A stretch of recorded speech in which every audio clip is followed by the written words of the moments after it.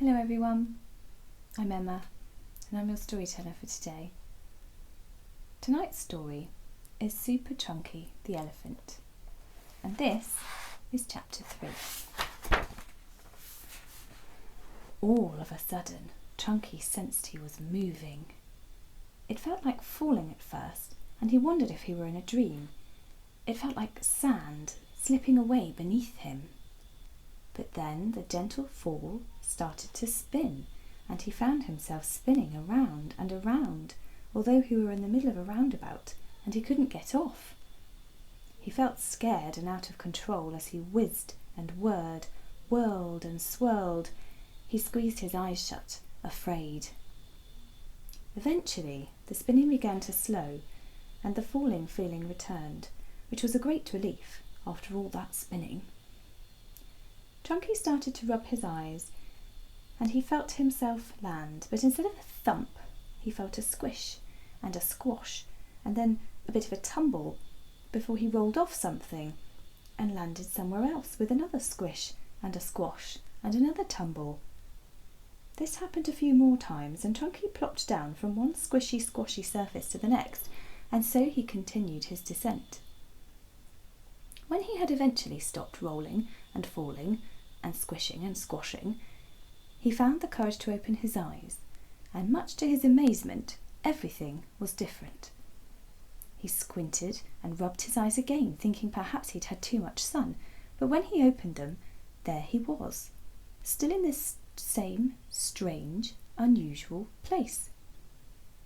He sat up and squinted at a sign he could just about make out in the distance. This was strange for two reasons. Firstly, because of what it said, and secondly, because elephants can't usually read. It said, "Welcome to Tumble, Bumble, Flumpety, Floop land."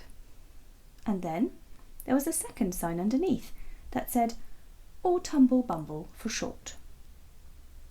Well, that's a long name, Trunky thought, and much like his own, it had a shortened version too, which he quite liked. Trunky started to look around and take in his surroundings.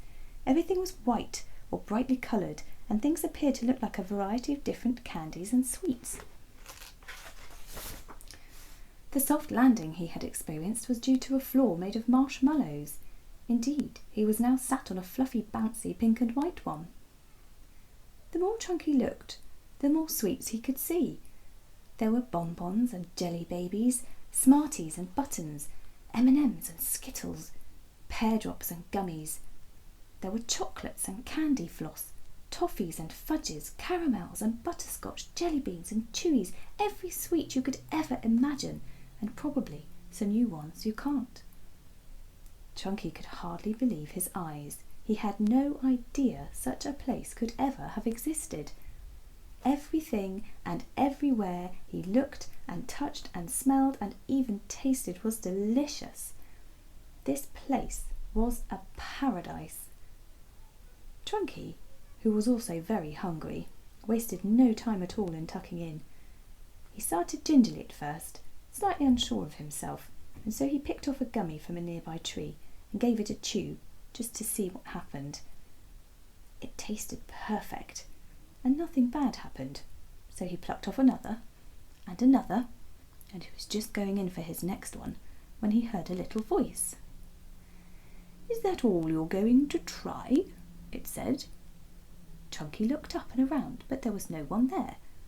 All he could see was a little bird perched on a nearby rock.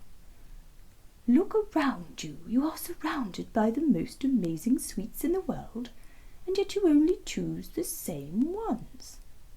Why don't you give something else a try?" Trunky would have usually found this a very odd conversation, but as today was already so strange, he was unusually accepting of this advice.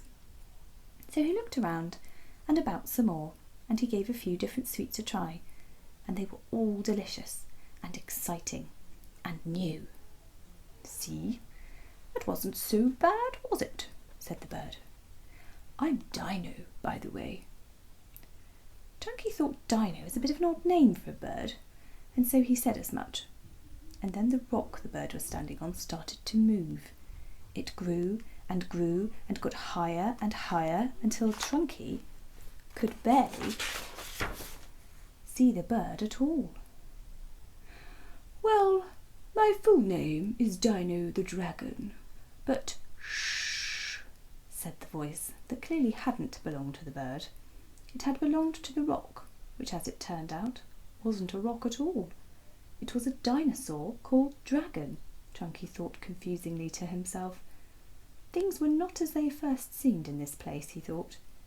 And then the events of the day enveloped him, and he fell fast asleep.